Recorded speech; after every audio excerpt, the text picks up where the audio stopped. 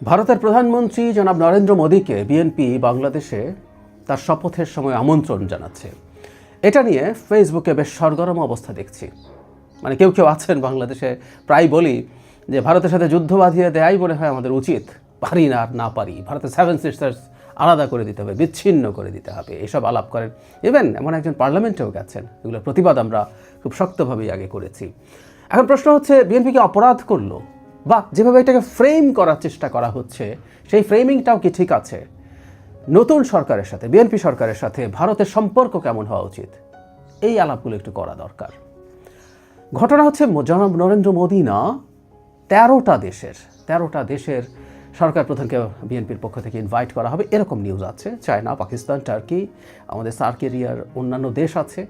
সুতরাং এটা এমন না যে এক্সক্লুসিভলি তাকে ইনভাইট করা হয়েছে। আর যদি 13 জনকে ইনভাইট করা হয়, ভারতের প্রধানমন্ত্রী নরেন্দ্র মোদীকে ইনভাইট করা কথাই। নরেন্দ্র মোদী আসছেন না, আমি ওদের নিউজে দেখলাম। তিনি বাংলাদেশের নিউজ করা হয়েছে, তিনি ব্যস্ত আছেন। ফ্রান্সের প্রেসিডেন্ট ম্যাক্রোঁ যাচ্ছেন সেখানে, সেই সময়টাতে তিনি ব্যস্ত থাকবেন। তবে খুবই উচ্চ পর্যায়ের কেউ, ভাইস প্রেসিডেন্ট বা পররাষ্ট্রমন্ত্রী জয়শঙ্কর বাংলাদেশে আসার সম্ভাবনা আছে।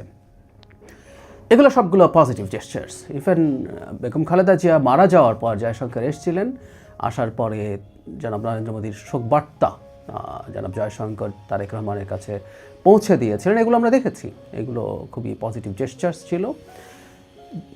আর জনাব তারেক রহমান যখন প্রাইম মিনিস্টার হওয়ার পথে এগিয়ে গেলেন, তখন জনাব নরেন্দ্র মোদী তার প্রাথমিকভাবে অভিনন্দন জানিয়েছেন, তিনি ফোনে কথা বলেছেন এবং সেটা টুইট করেও আবার জানিয়েছেন। ফলে ভারতের দিক থেকে বিএনপি সরকারের সাথে সম্পর্ক নয়নের বা সম্পর্ক তৈরিরও, বলবো এভাবে, কারণ সম্পর্ক একটা সময় বেশ খারাপ ছিল শেখ হাসিনার সময় বিশেষ করে, সেই জায়গা থেকে সরে এই চেষ্টাটা দেখছি আমরা। বিএনপির দিক থেকেও আমি মনে করি এটাতে পজিটিভ অ্যাটিটিউডই দেখানো হবে, দেখানো উচিত। বাংলাদেশে কিছু কিছু মানুষ আছেন যারা ভারত বিরোধিতাকে এমন পর্যায়ে নিয়ে যেতে চান যেটা দুই দেশের মধ্যে একেবারে সব সম্পর্ক শেষ করে দেওয়ার চেষ্টা করছেন। প্রায় একটা কথা বলতাম আমি, এই কথাটা বলা দরকার। এটা বলা হয় আন্তর্জাতিক সম্পর্কের ক্ষেত্রে, বন্ধু পাল্টানো যায় কিন্তু প্রতিবেশী পাল্টানো যায় না। এটা যেমন আমাদের ক্ষেত্রে সত্য, এটা একপাক্ষিকভাবে বলা হতো, এটা ভারতের ক্ষেত্রে সত্য। আমি আশা করি ভারত এই ব্যাপারগুলো বুঝবে এবং সাম্প্রতিক তার প্রবণতা দেখে এটা বিশ্বাস করার কারণ আছে, ভারত বাংলাদেশের সাথে এনগেজ করতে চায়। আমি আগে বলেছি এটা, যে ডক্টর ইউনূস সরকারের সাথে যেহেতু ভারতের সম্পর্ক খুবই তলানিতে চলে গেছে, শেখ হাসিনা পতনের পর সেই পরিস্থিতি এতটাই খারাপ দিকে গেছে, ওই সরকারের সাথে ভারত সরকার আসলে কাজ করতে আগ্রহী ছিল না। তারা জানিয়েছে তারা নতুন যে সরকার আসবে নির্বাচনের পর তার সাথে এনগেজ করবে। That's fine. ভারতের বিভিন্ন জায়গায় বিবিসি বাংলার একটা রিপোর্ট দেখলাম, সেই রিপোর্টে বলছে যে ভারত বিএনপির সাথে কাজ করাটাই তাদের ফর দ্য টাইম বিং সঠিক বলে মনে করছেন। দ্যাটস ফাইন, এটাই হওয়া উচিত। বাস্তবতা মেনে নেওয়া, এটা সবচেয়ে জরুরি। বিএনপি একসময় কি করেছে, ভারতের সাথে বিএনপির সম্পর্ক কেমন ছিল, এসব নিয়ে না আমার ধারণা কেউ কেউ এখন আবার সামনে এগুলো আনতে পারে। প্রসঙ্গত মনে পড়লো, প্রথম আলো ডেইলি স্টার একদিন জনাব তারেক রহমানকে নিয়ে কী লিখেছিল, সেগুলো নিয়ে তারা অনেকেই আবার মাঠে নেমেছে, খুবই সিগনিফিক্যান্ট ইনফ্লুয়েন্সার্স, তারা এনে দেখানোর চেষ্টা করছেন। সুতরাং বলার চেষ্টা এটা যে বিএনপি তুমি প্রথম আলো ডেইলি স্টারের সাথে তোমার শত্রুতা চালিয়ে যেতে হবে। অথচ কেউ যখন, ধরুন ডেইলি স্টার, প্রথম আলো, সাম্প্রতিক সময়ে দেখা গেছে যে তারা বাংলাদেশের ভবিষ্যতের জন্য জামাতের নেতৃত্বে যে ডানপন্থী রাজনৈতিক শক্তির উত্থান হচ্ছে সেটা তারা পছন্দ করবে। তাদের অফিসে আগুন জ্বালিয়ে দেওয়া হয়েছে।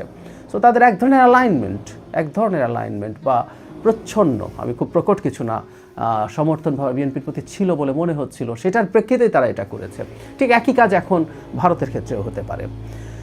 আমাদের মনে রাখতে হবে, সুপার পাওয়ার, ভারত তো রিজিয়নাল সুপার পাওয়ার হতে চায়, রিজিয়নাল সুপার পাওয়ার বটেও, তাদের ইগো রাখলে চলবে না। প্রায় বলি কথাটা। একসময় বিএনপির প্রতি তার অ্যাটিটিউড কী ছিল, কিন্তু এই যে জনগণের একটা রায় হয়েছে, এত বড় একটা বিজয় বিএনপি পেয়েছে, যদিও ভারতের হয়তো ইচ্ছা ছিল আওয়ামী লীগ এই নির্বাচনে থাকবে, কিন্তু সেই রিয়ালিটি তারা মেনে নিয়েছেন। এটাই বলছি যে ইগো রাখার ব্যাপার নেই, রিয়ালিটি মেনে নেওয়া এবং রিয়ালিটি মেনে নিয়ে সেটা অনুযায়ী কাজ করা, এভাবেই আসলে একটা দেশ পরাশক্তি হয়ে ওঠে আমি মনে করি।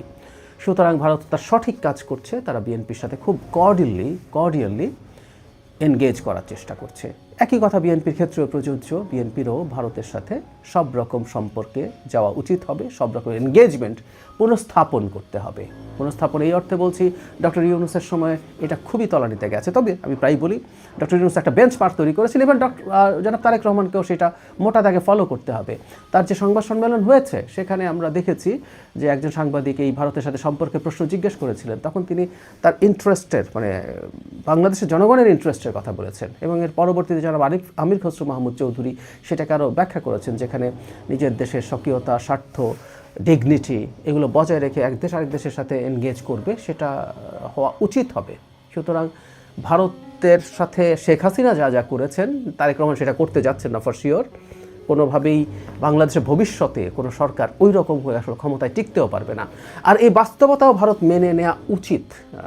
মানে এটা ভারতকে আসলে রিয়ালাইজ করতে হবে যে শেখ হাসিনা চলে গেছে, এবং শেখ হাসিনা যেভাবে ভারতকে যা যা দিয়েছেন, যেভাবে দিয়েছেন, এভাবে হবে না। একটা স্বাধীন সার্বভৌম দেশ হিসাবে বাংলাদেশকে স্বীকার করে বাংলাদেশের সাথে সব রকম এনগেজমেন্ট ভারত করতে প্রস্তুত, আমি এটা আশা করি। আর ভারতকে এটা বুঝতে হবে, এটা একটা নির্বাচিত সরকার, অনেক বড় ব্যবধানে বিজয়ী, 2/3 বেশি মেজরিটি পাওয়া একটা সরকার, জনগণের নির্বাচিত একটা সরকারের সাথে সেইভাবে তাকে সেই সম্মান দিয়ে এনগেজ করবে, এবং এটাই খুব স্বাভাবিক। সুতরাং নরেন্দ্র মোদী যদি আসতে পারতেন বাংলাদেশে, এটা খুব ভালো হতো। এটা নিয়ে কেউ জলঘোলা করার চেষ্টা করতে পারে, কিন্তু এইভাবে আমাদের উল্টো দিক থেকে চেষ্টা করতে হবে আমরা আসলে কি করব, কি করা উচিত। এটাই খুব স্বাভাবিক ব্যাপার, এভাবেই চলতে হবে।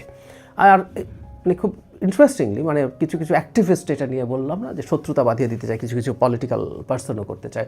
অথচ আমরা এই নির্বাচনের আগে জামায়াতের আমিরকে ভারতীয় একটা পত্রিকার সাথে ইন্টারভিউতে ক্লিয়ারলি বলতে দেখেছি যে ভারতের সাথে সম্পর্ককে তারা, উন্নয়নকে তারা অগ্রাধিকার দেবেন।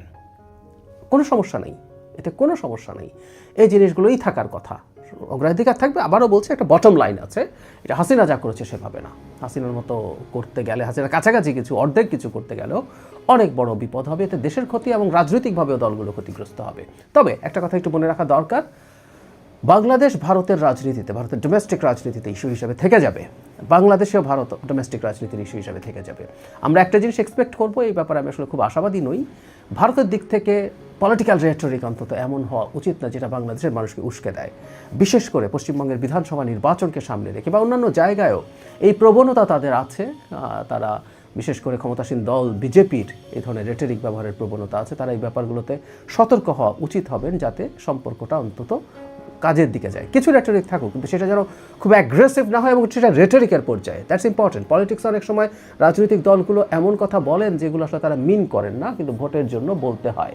এই ধরনের ব্যাপার ওই ধরনের মধ্যেই যাতে থাকে, এবং সেটা যাতে কখনো এক্সট্রিম না হয়ে ওঠে। বাংলাদেশের রাজনীতিতেও এই রেটরিক থাকবে, ভারত বিরোধিতার রেটরিক, কারণ ভারত একটা সময় যা করেছে সেই জায়গা থেকে তার অবস্থান পাল্টে মানুষের মনে ঢোকার জন্য টাইম দিতে হবে। সেই টাইমের মধ্যে বাংলাদেশেও প্রচুর রেটরিক থাকবে। পলিটিক্যাল পার্টিরা, বিএনপি, জামায়াত বা আর কেউ, সবাই হতে পারে। জনগণেও সেই রেটরিকের পার্ট হওয়া অসম্ভব না। কিন্তু ওই যে বললাম, যে জায়গাটা সবচেয়ে গুরুত্ব দিয়ে ভাবা দরকার, সেটা হচ্ছে আমাদের এই রেটরিকের বাইরে একটা ভালো অর্থনৈতিক এবং অন্যান্য কৌশলগত সম্পর্কও হতে পারে, যদি সেটা দুই দেশের ইন্টারেস্টকে সার্ভ করে। ভারতের যে এক্সপেকটেশন আছে, তারা যেটা চায়, সবচেয়ে তাদের জরুরি যে রেড লাইন, সেই রেড লাইনগুলোর ব্যাপারে বাংলাদেশের কেয়ারফুল থাকতে হবে। একইভাবে বাংলাদেশেরও কিছু রেড লাইন আছে, সেই রেড লাইনগুলোও ভারতকে রেসপেক্ট করতে হবে। এখন বড় শক্তি হিসাবে রেড লাইনকে কতটুকু রেসপেক্ট করবে সেই প্রশ্ন কেউ করতেই পারেন, কিন্তু গ্লোবাল পার্সপেক্টিভে ভারতের মনে করা উচিত, বোঝা উচিত, তার যদি এই অঞ্চলে তার হারানো যে ইনফ্লুয়েন্স আছে, ভারতের তো আসলে এই অঞ্চলে, এই রিজিয়নে তার সমর্থন করে এমন দেশের সংখ্যা খুব কমে গেছে। এমনকি ভারত হঠাও ক্যাম্পেইন করে মলদ্বীপসের মতো দেশে একজন প্রেসিডেন্ট হয়ে যান, যদিও মলদ্বীপসের প্রেসিডেন্টের সাথে ভারতের ফার্দার এনগেজমেন্ট হয়েছে পরে। সো এটা একটা এক্সাম্পল যে এই রকম একটা ক্যাম্পেইনের পরও এনগেজমেন্ট সম্ভব, ভারত সেই চেষ্টা করছে। আমি ভারতের এই চেষ্টাকে সাধুবাদ জানাতে চাই। আমরা বাংলাদেশের পক্ষ থেকে, বিএনপি সরকারের পক্ষ থেকেও এটাকে রেসপন্ড করা উচিত হবে। সম্পর্কটাকে যতটা সম্ভব উষ্ণ করে তোলা। আবারও বলছি, কথাগুলো বারবার বলছি কারণ কেউ যেন ভুল না বোঝেন, এই উষ্ণতা শেখ হাসিনার তরিকায় না। এই উষ্ণতা হবে আত্মসম্মান বোধ রেখে, ডিগনিটি রেখে, স্বাধীন সার্বভৌম সত্তা রেখে, শ্রদ্ধার সম্পর্ক রেখে এই এনগেজমেন্ট হওয়া দুই দেশের মানুষের জন্যই ভালো। এই যোগাযোগ বন্ধ থাকায় বাংলাদেশের মানুষ যেমন ক্ষতিগ্রস্ত হয়েছে, ভারতের মানুষও ক্ষতিগ্রস্ত হয়েছে, ব্যবসায়ীরা ক্ষতিগ্রস্ত হয়েছে। নিজের নাক কেটে পরে যাত্রাভঙ্গ করার আসলে কোনো দরকার নেই। এই জায়গাটা শেষ হোক। সুতরাং ভারতের যে অতিথিরা আসবেন আমরা স্বাগত জানাই সেটাকে। দ্বিপাক্ষিক সর্বোচ্চ পর্যায়ে দ্বিপাক্ষিক সফরও শুরু হোক। জনাব তারেক রহমান যাক, জনাব নরেন্দ্র মোদী আসুক, তার অভ্যন্তরীণ রাজনীতি নিয়ে ভারত তার মতো করে করুক, কিন্তু বাংলাদেশকে যেন তারা অনেক বেশি কঠোর টার্গেটে পরিণত না করেন। আমি জনাব শশী থারুরের একটা উক্তি দিয়ে শেষ করতে চাই। যখন মুস্তাফিজকে নিয়ে ভারত অত্যন্ত টাফ হয়ে গেল, ভারতের হিন্দুত্ববাদী অনেক সংগঠন খুবই টাফ হয়েছে, তখন তিনি একটা ইন্টারভিউতে পাকিস্তানের সাথে তুলনা করে বলেছেন বাংলাদেশ ভারতেও সন্ত্রাসী পাঠায় না, ভারতের ডোমেস্টিক সিকিউরিটি ইন্টারাপ্ট বা ডিসরাপ্ট করার জন্য সন্ত্রাসী পাঠায় না অন্তত। এটা ভারতের মনে রাখা উচিত হবে। বাংলাদেশ আসলে ভারতের সিকিউরিটি কনসার্ন না, থ্রেট না, কোনো একটা সময় অভিযোগ ছিল। সেই জিনিসগুলোর ব্যাপারে বাংলাদেশ সতর্ক থাকবে। বাংলাদেশের সিকিউরিটির ইস্যুতেও ভারতকে সতর্ক থাকতে হবে। আর একটা কথা ভারতকে মনে রাখতে হবে, সেটা হলো মানে ভ্যাকিউম থাকে না ইন্টারন্যাশনাল রিলেশনসে। ফিজিক্সে যেমন প্রকৃতি শূন্যতা পরিহার করে, এখানেও তাই। ইন্টারন্যাশনাল রিলেশনসে, এই পলিটিক্সে ভ্যাকিউম থাকে না। ভারত যদি নিজকে বাংলাদেশের সাথে যথেষ্ট এনগেজ না করে ক্ষতি করেছে, এখন সেটা যদি করে তাহলে অন্য দেশের প্রভাব যেটাকে সে কমিয়ে রাখতে চায় সেই ক্ষেত্রে তারা সফল হতে পারে। আবার একই সাথে ভারতকে এটাও মেনে নিতে হবে যে বাংলাদেশ তার স্বার্থের ভিত্তিতে বিভিন্ন দেশের সাথে তার এনগেজমেন্ট রাখবে, এটাই নিয়ম। ভারত আমেরিকার তীব্র চাপের পরও রাশিয়ার কাছ থেকে তার সস্তায় তেল কিনেছে তার স্বার্থের পক্ষে যাওয়ার জন্য। ঠিক একইভাবে শেখ হাসিনার সময় বাংলাদেশ যেভাবে পাকিস্তানের সাথে অত্যন্ত একরকম শত্রুতামূলক সম্পর্ক তৈরি করেছে, সেটা না গলায় ভাব বা একেবারে অন্ধভাবে পাকিস্তান হয়ে যেতে হবে তাও না। পাকিস্তানের সাথে যেখানে যেখানে আমাদের ইন্টারেস্ট মিলবে সেই জায়গাগুলোতে আমরা কাজ করব, এটাও ভারতকে বার্তাটা দিতে হবে, ভারতকে মেনে নিতে হবে। এভাবেই আসলে সম্পর্কগুলো চলে। এভাবে যদি দাঁড়ায়, আমি আশা করি, আমি বিশ্বাস করি নতুন সরকারের সময় একটা ভালো সম্পর্ক ভারত বাংলাদেশের মধ্যে হতে পারে।